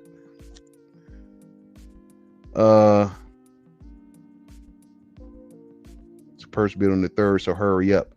Oh, you ain't making sense because Hearn made it clear that off rip that Boots versus Curran goes to bid on the 3rd. So hurry up. If they would have took the fight for 1.6, then Boots would have gotten a second belt. Then why didn't they accept? Why didn't they do it? I beg to differ on that situation. I don't think that there's no way in hell that Bob Arum was letting that WBO go nowhere. This is why Eddie played it the way he played it. Once again, if he wanted to give them extra little 300,000, he would have threw that to him, bro. Let that have been a fighter that would have kicked up a lot of dust with Boots. That fight would have got done. The fact of the matter is, Eddie checked with Bob, and he knew how far he can go. The problem was the Normans didn't call his bluff. The Normans didn't say, well, nah, we'll take the 1.6 like you saying, or we'll take the 1.7 to put the ball back in their court. They dropped the ball. So if you feel as though that they was trying to do this before the purse bid started, then why the hell did the Normans drop the damn ball? All they had to do was say those beautiful words, we accept. Instead, they said, no, give me some more. Give me some more. We ain't there yet. Like y'all somebody, like y'all put 14,000 in the building. Like y'all not flashes in the pan type shit. Like, no, you've been elevated to a belt and you think that that gives you the right to demand certain amounts of money from Eddie Hearn.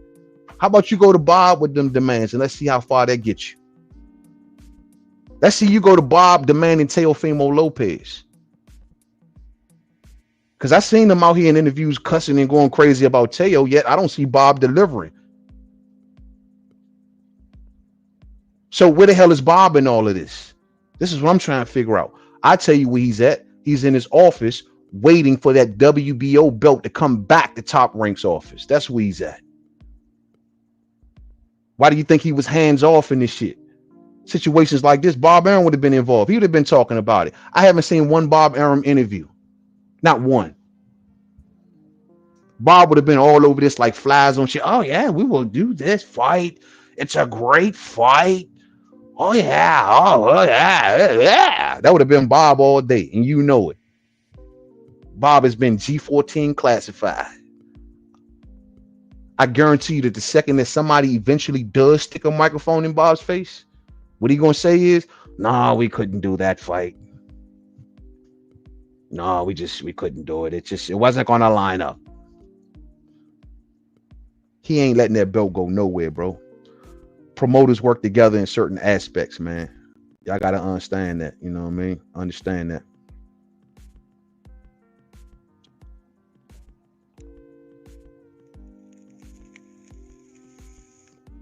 Karen is the interim. You forgot that Bud said on the phone that he wouldn't fight him. When did Bud ever say that he wouldn't fight him? Bro, don't start making shit up, bro. Don't start making shit up. Bud ain't never said that he wouldn't. Only thing that Bud ever said about Boots is make it make sense. Boots ain't have a big enough backer at the time to make it make sense. I didn't see Espinoza trying to make it make sense.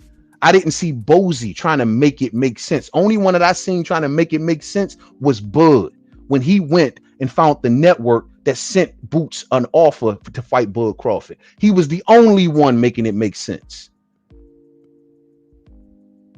The only one. Earl went to his fight and laughed in his face. Keith Thurman turned his nose up at him.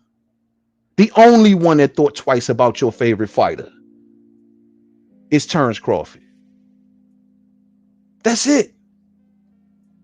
And hey, here's my diss. Now you about to open up. And I ain't even want to go here on Boots tonight. I'm gonna try to pull back. I'm not gonna try to go but so far. But Ill Will, can you answer this since I'm answering all of your stuff? Answer something for me.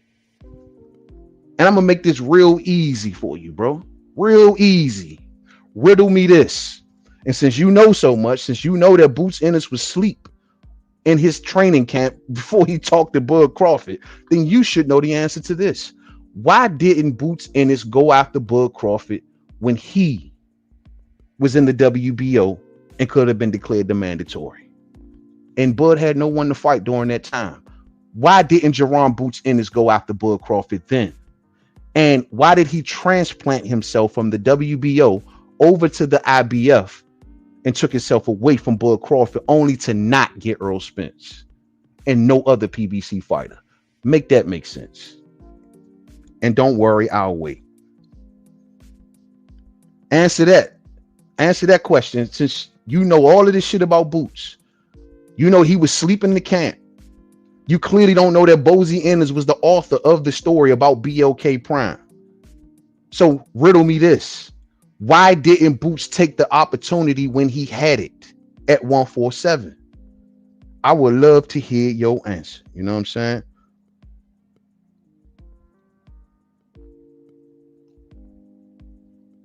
Bro, you ain't answered the question yet. You talking about a lot of shit out there in the comment section, but you still ain't answered my question. Do you need a link to come up here and talk and answer?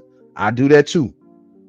I want to know, why didn't Jaron Ennis pursue Bud Crawford? If you claim all that you've claimed thus far, then why didn't they make that fight? It was easy to make. Bud couldn't got away. All he had to do was call up or print the paperwork off the WBO's website, fill it out, put a stamp on the bitch, and mail it into Bud Crawford, or mail it into the WBO. That's all he had to do. Bud was overdue for a mandatory. He didn't want it. Virgil didn't want it. None of them ain't want it. Matter of fact, how many opportunities has Jaron Boots in his head to face Bud Crawford? Riddle me that. And I'm not only talking about at 47 homes, but like I told you a little bit earlier, I'm talking about at 54 too, where the chance is still there. What are we talking about? Now I'm gonna give you a second to answer some of that, because I did lay a lot on you. So I'm gonna see what you come on back. So you got nothing, brother. What? Bud said I can't make weight, but wanted to fight Tank and Spence rematch at 47. Brother, you don't know shit. I thought you was gonna come back with something a little better than that, homie. This is Main Man you talking to. That's novice shit right there, bro. I'm gonna help you out for this last time. The last time. Bud wanted the rematch at 147 because the rematch clause was contractually obligated to happen with Fight Fans, that he was waiting on with Earl Spence. Bud Crawford told you crystal clear, not just clear, but crystal clear. I'm staying at 147 because I got a piece of paper in my hand that says if I'm going to rematch Earl Spence Jr., it has to happen at 147. If we doing it at 154, we got to do a whole new contract. So that's why Bud was waiting at 47. The question is, why did Earl make him wait that long?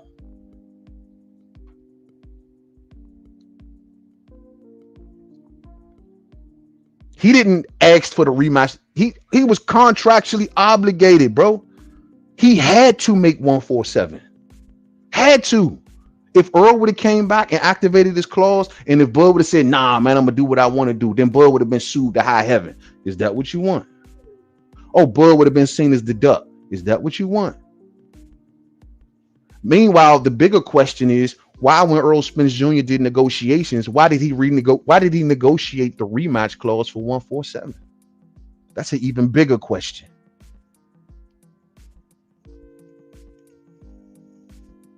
And what I just gave you there, Ill Will, is nothing shorter than facts. This is Main Man you fucking with. Salute to the homie, Just a Reflection, man, out there in a super chat, man. Much love to you, bro. Much love, man. He says, yo, man, this is not a fight that we want anyway. Boots needs to go his real division where his legacy fights are. Facts. Boots is the biggest fighter at 147. Boots is sitting around there waiting for Devin Haney and them to move up, I guess. Maybe Devin and Teo and Gary. Oh, hold up. Now, Boots better watch it. Y'all know how I feel about that. I got to get a poster of my boy. Y'all know how I feel about this now. Hey, Boots pushes luck a little too far. Gary Antoine Russell going to be moving up to 47. The man that got the Boots code already beat him twice. Boots better beware. Gary Antoine Russell probably sitting around maybe that, because I'm just saying he probably pushing through 140. Listen. If anything, man, hey, look, man, I would love to see Gary Antoine Russell get with Eddie. Get with Eddie, bro. Get with Eddie. Man, listen, Eddie, if you want a star, you need to be getting Gary Antoine Russell. He runs through your entire 140 crew. All of them cats. I got Gary beating Regis. I got Gary beating Paro. I got Gary beating Catterall. I got Gary beating Devin.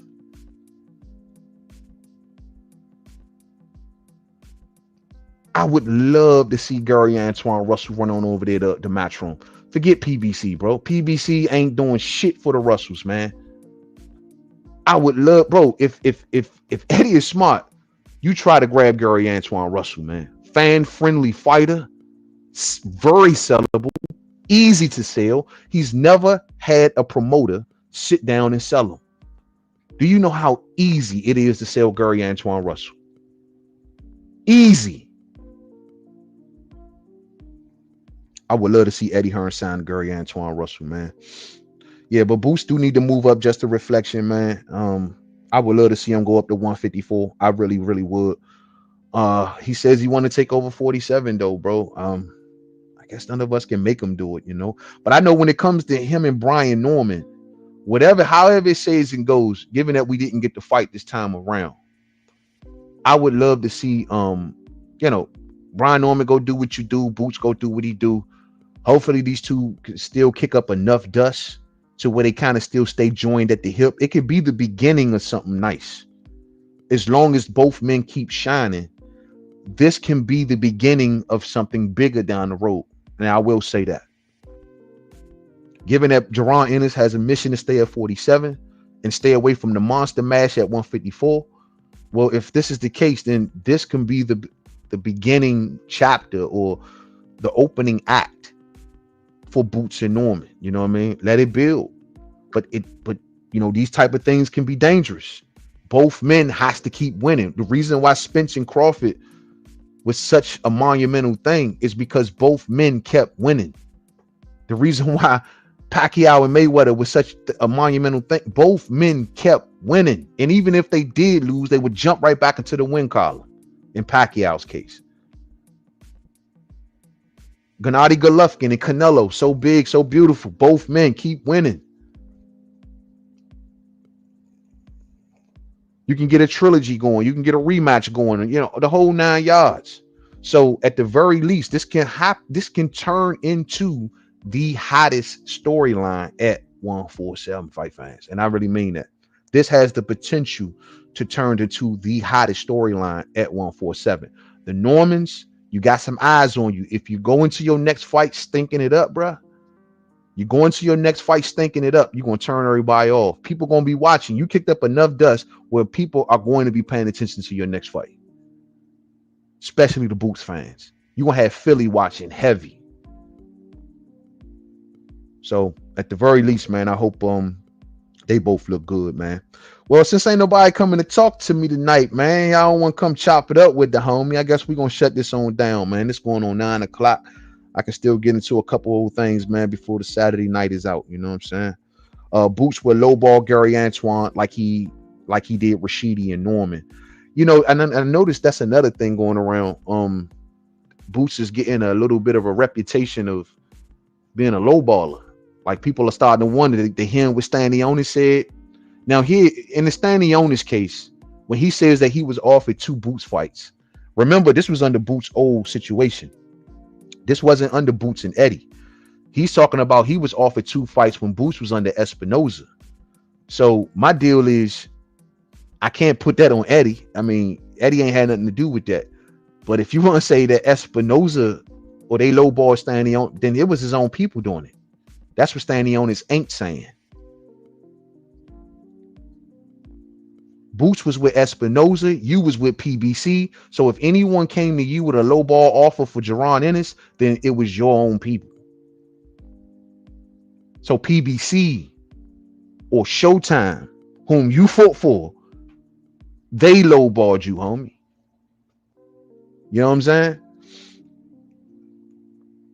But it is what it is. But I mean, far as I don't know if I want to jump out that window yet, though, Fight Fan. I can't jump out the window and call him lowball Boots. Oh, he's not lowball Boots. I don't want to hear nobody running around with the name lowball Boots. Okay, let's not do that.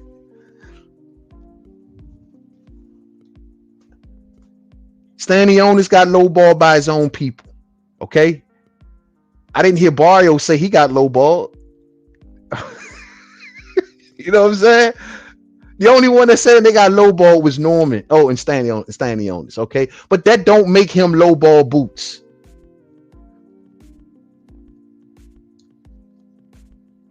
He can attract fans, so they shouldn't be lowballing people, right? If he's putting 14,000 heads in the stadium or whatever, then Boots got no reason to be lowballing nobody. And then on top of that, 1.7 is not a lowball, fight fans. We're not going to do that. 1.7 is the man's biggest payday. That is not a lowball. So in Norman's case, the low ball shit doesn't apply. Come on, man. The low ball don't apply. Low ball boots and shit. Nah, man. Come on, man. Just a reflection says, yo, in my opinion, Boots is the new Earl. He is weight bullying and ducking smoke while letting his, if you didn't get the rest of it, you didn't get the rest of it. He is, while letting his, I'll let you finish that up, or just a reflection, man. He is weight bullying and ducking smoke. He is the biggest cat down there, man. I'm not going to deny that. Boots is big, man. He's big for 47. And that's exactly what Earl did. You right, bro. You right. You right. Earl was just running through people using that big size of his, man, until he ran into someone with size don't matter. You know, I hope Boots don't do that, man. I hope he ain't weight bullying. Man, y'all putting a lot on Boots, man. Y'all saying he weight bullying, he low balling. I mean, he can't be low balling and weight bullying at the same time, is he, fight fans? Come on, y'all. Come on, man. Y'all got to get off Boots, man. Y'all wrong, bro. Y'all are wrong. DIL87 says Stanionis might be more unknown than Brian Norman. Speaking of which, I'm glad you brought that up, bro. We heard news today, or yesterday, that Terrence Crawford has came out and vacated his WBA 147 belt, so that will make Stanionis the only champion in the WBA at 147 pounds. So Stanionis is considered a full-fledged champ right now, man. You know, and he's not that known. You're right, but I will say PBC, they put Stanionis on a lot of TV broadcast, like free broadcast, not free, but non-pay-per-view broadcasts. Like, he was put in front of a lot of audiences, man, for a long time. I used to always speak about that. Like, damn, if you don't see nobody on the PBC undercard at once upon a time, it was always Stanionis. And they were bringing him up in front of a lot of different audiences. So he now got a belt that makes him a player at the division. Boots is going to have to go through him. I don't, and the makes it so crazy, fight fans, is that we say this, we sit here and we say Boots is going to have to go for undisputed and he going to have to do that, but we don't know no way, no how this shit going to get done. We have no clue. We hear him saying, we hear you talking, sound good, but how the hell they going to pull that off, fight fans? I have no idea. And then if you think about 154 and how much PBC is so invested at 154, you do got to actually, well, then Boots will still have chances against Virgil, against Bud, of course, if Bud ain't busy. There's still other chances. Tim Zoo's still maybe up there. Yeah, there's still some chances up there. You know what I'm saying? PBC got a hand at 54, but it's not like it is at 47. Boots can actually, he can move around at 54 for sure. Especially the him and Virgil fight, because him and Virgil was at once upon a time being cooked up as a rivalry as well. It just never happened. It never happened. So that's just some more smoke that he can go up to 54 and deal with. No politics, no politricks. As far as Eddie gonna end up feeding him Conor Ben, bro. I'm telling you, if Boots runs into a brick wall at 47, Eddie gonna mess around and try to do the Ben fight. This is all that's left.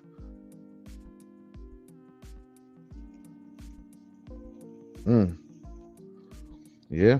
Is Al going to throw Barrios and Stanionis at Jaron? I don't think so. I don't see it, bro. Don't see it.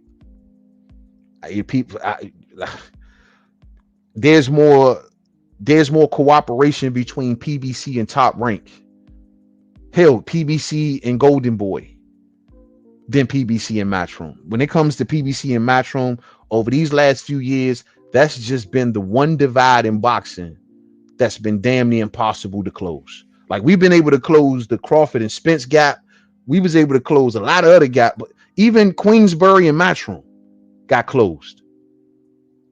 But I don't know if anybody can close PBC and Matchroom. I don't know what's up with that. Ever since that Deontay Wilder stuff went down back in the day,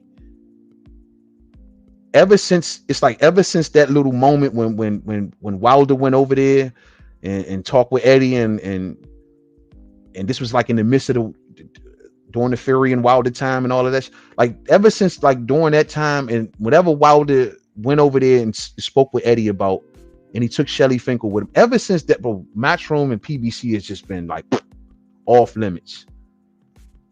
Matter of fact, it may even go back a bit farther than that if I think correct. It can be honestly said to go as far back to when AJ was on Showtime and they never gave Wilder that fight, and maybe PBC felt some kind of way then.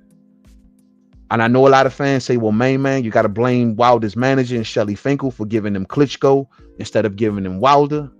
Granted, I will agree with that. They put Charles Martin out there. They didn't put Deontay Wilder out there. Got it. I totally understand. But it's like still AJ was over there on Showtime for a lot of fights. I believe it was like 6. And he didn't give Deontay Wilder one of those fights. And I think that ever since that little debacle right there, for some odd reason, Eddie Hearn and PBC just have not been able to see eye to eye on nothing. I don't know who's holding the grudge, whether it's PBC. I think it's PBC holding the grudge. Eddie would do a fight because he needs those PBC fighters. And then not to mention, oh yeah, that's right. When Eddie had got his money, that $1 billion allegedly from DAZN, remember the first thing that Eddie tried to do was pluck off PBC fighters. That could have pissed him off too.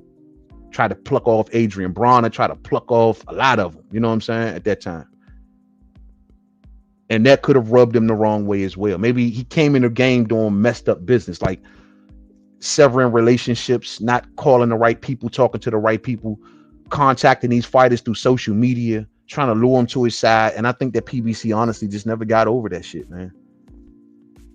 And we cannot get PBC and Matchroom to do business for nothing, fight fans.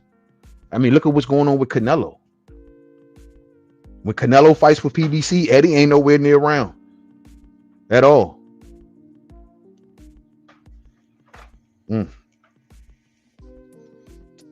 Yeah, bro, that's sad to watch, DIL. That's sad to watch, man. I don't want to see that, bro. If Al got fighters and belts, it's always politics to get fights with his stable. I mean, he has the best stable in the sport. When you got the best stable in the sport and you know that everybody wants to be down in one capacity or another. I mean, Al is literally right now at this present moment. Once upon a time it was Eddie, but right now it's Al. He got the 2 biggest draws in the sport. He got Tank and Canelo. He got the 2 biggest names in the sport.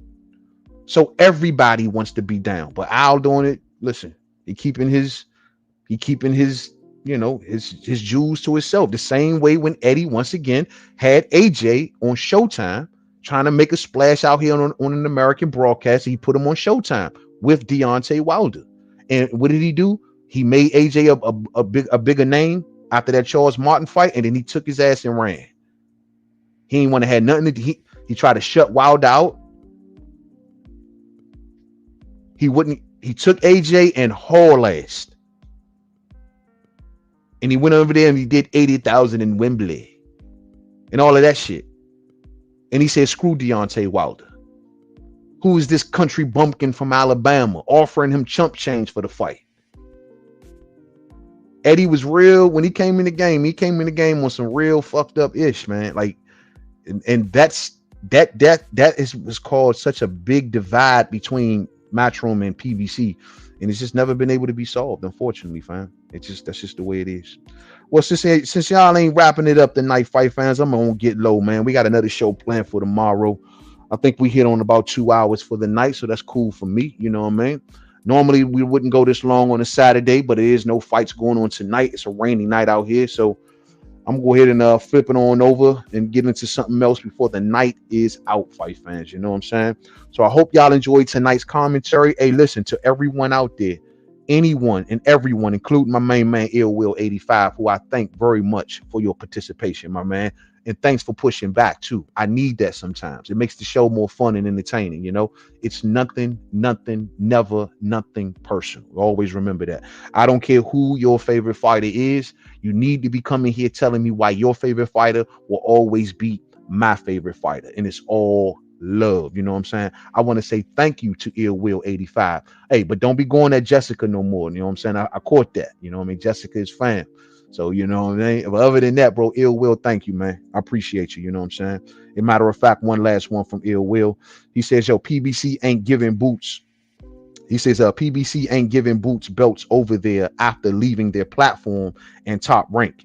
Don't let that WBO belt go for nothing. Hearn only got a chance with who? I don't know who you're trying to say in the end. Yeah, but that was, PBC treated Boots foul, man. It was foul, bro. Like, they treated Boots like a stepchild, man. I thought that was wrong. And see, everyone used to think that I was getting on Boots and calling out, oh, man, you shouldn't say that about them. No, I'm holding PBC's feet to the fire over Boots. Y'all sitting around all Google Gaga and shit and want to blame Bud for everything.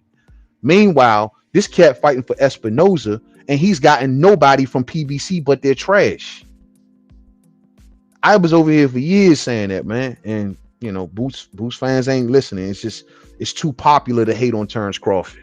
You know what I mean? It's too popular to hate on Terrence Crawford. Yep, Last of a Dime Breeze said, so it is a fight tonight, 68-pounder. Pacheco and Magic Sulecki going down tonight, fight fans. So if y'all do want to look at a little bit of fighting, it should be going down like right about now. You know what I'm saying? Right about now. So I'm going to let y'all go ahead and catch on that, man. Once again, thank you to everyone that participated tonight, man. I much love to you all. Hopefully y'all had a good time tonight. I really wish I would have got on here and chopped it up with me, but it's all love. We hopefully should be back tomorrow for another edition of We Talking Boxing Live, where we talk about everything that's going on around the sport and possibly including tonight's fight. So y'all come on and rock out with me tomorrow. If we do not somehow, some way make it on tomorrow, then we will be on no later than Monday evening.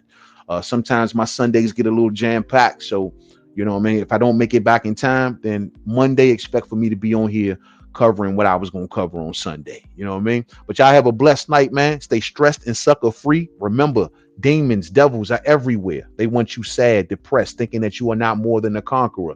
You go out there, you change the world. You should let your light shine bright. Change this world, because Lord knows it can use some changing. And when you do change it for the good, come on back and let me and the fam know how you did it. Much love to you all, fight fans. Have a blessed night, and I'll catch y'all on the next one, man. And until the next video, family. Peace out.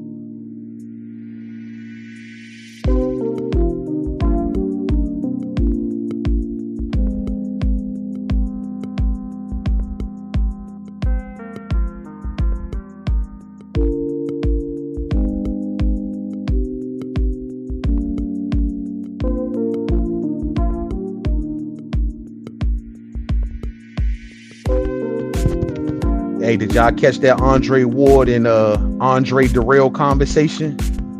Said some good things in there, man. We're going to chop it up about that tomorrow. Catch that Andre Ward and Andre Darrell's conversation.